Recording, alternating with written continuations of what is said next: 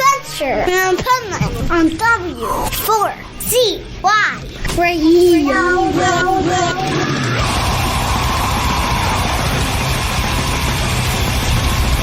This is the Pipe Man here on the Adventures Pipe Man W4CY Radio, and I'm here with Glenn Novak. I'm in multiple bands in Toronto. Nice. So you're from the nice place in the world. Well, it has its moments. I have a lot of friends in Canada, and they're all so nice. And the funny thing is, I was telling this story earlier because I was interviewing somebody else from Canada. Right. And this girl I'm really friendly with, I was walking around Costa Rica, and I was on the phone with her, and she heard somebody next to me say sorry, and she goes, they must be from Canada. Yeah, that is the reputation we have for sure. Everybody's very apologetic. It could be a worse reputation, I can tell you. There are some other choices, yeah. I like the reputation. Yeah. I don't really like the reputation of how people act in Florida, to be honest, where I live. The old Florida man thing. Yeah, where I live, no. Yeah. There's, I actually worked down there for a couple of months at my previous job many years ago. I was down there training customer service reps, so I get a bit of an idea of, it's a different world for sure. What part of Florida were you in? I was in Melbourne. Oh, okay. That's a cool place. That's about 2 hours north of me, but I go up that way to surf. It's a cool area to surf, and it's a cool area. As you go further south, they become more assholes. That's where everything starts to get crazier, right? Yeah. Exactly. So, tell us about the bands. Well, they're two completely different bands. So one of them is kind of the culmination of where I started, which was, playing in a kind of a thrash band with teenagers and just trying to sort of figure it out.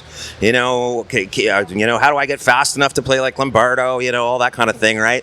And that band was called Morbid Streak, and then we decided to change. That's a cool name. Yeah, that was not bad. But we changed the name of that one to Absolute Zero at one point. I guess some of the guys in the band just didn't feel Morbid Streak fit us anymore, and we started incorporating a little bit of death metal, a little more hardcore, because these are all things we listened to. It just wasn't what we were initially playing, right?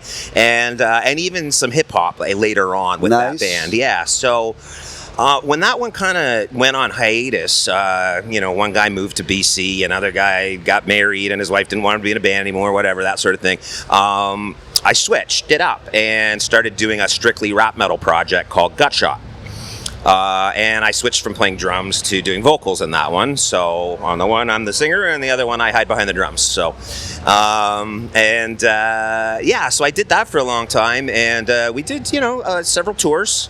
Did a couple with Absolute Zero as well. We did videos on, the MuchMusic and Musique Plus in Canada. I used to love MuchMusic. It was great when they played music videos. That's why I said I used to way back in the day. Yeah, before it was all reality TV.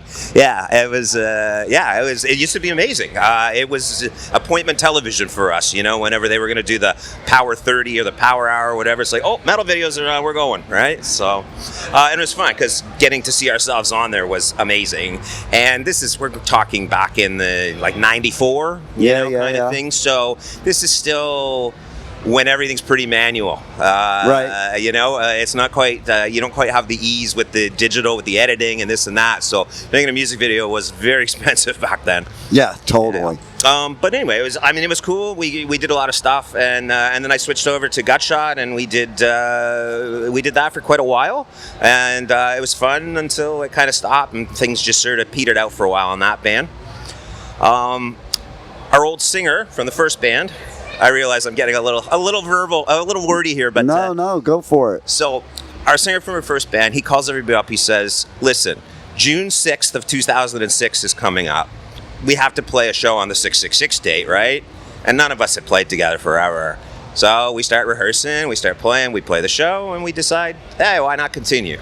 So we switched the name up to something called the Blackcloud Syndicate at that point, and that's a cool name too. Yeah.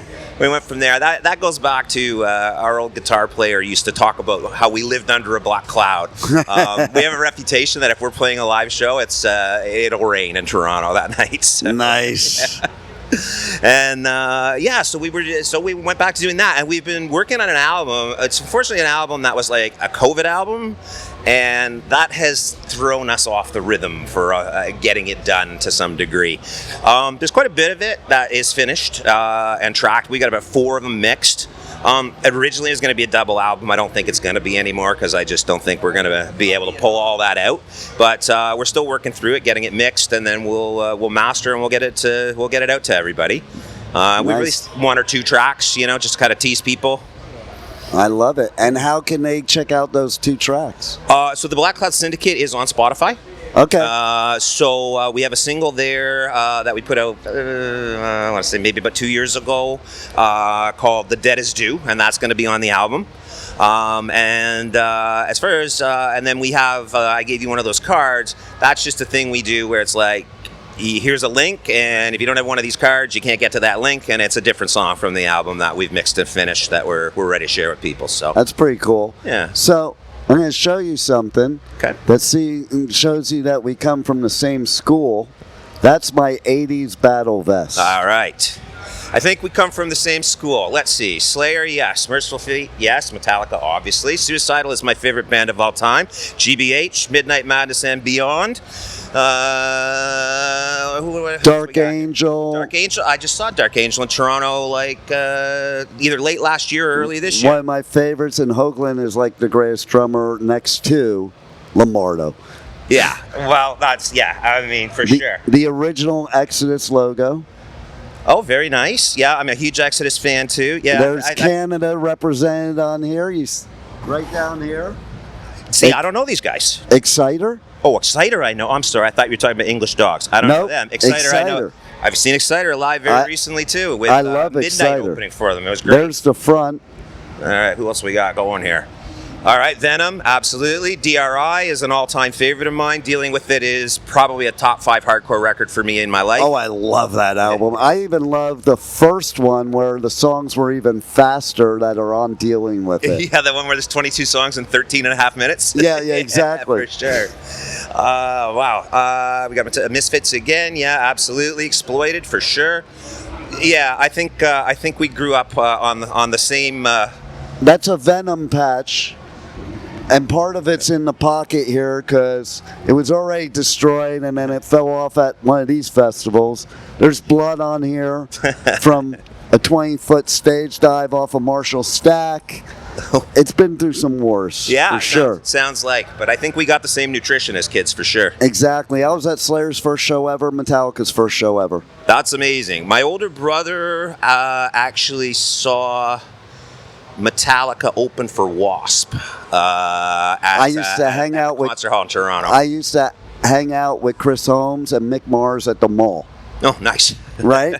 And so, what's funny too is, like, in that whole scene back then, it was all new and fresh, and it's funny, they tried to lump these bands in, but none of them really sounded the same. And like back then, you couldn't be a long hair and go to a Dead Kennedys show or any punk show for that matter. For sure. And I was a long hair, and you couldn't be a punk and go.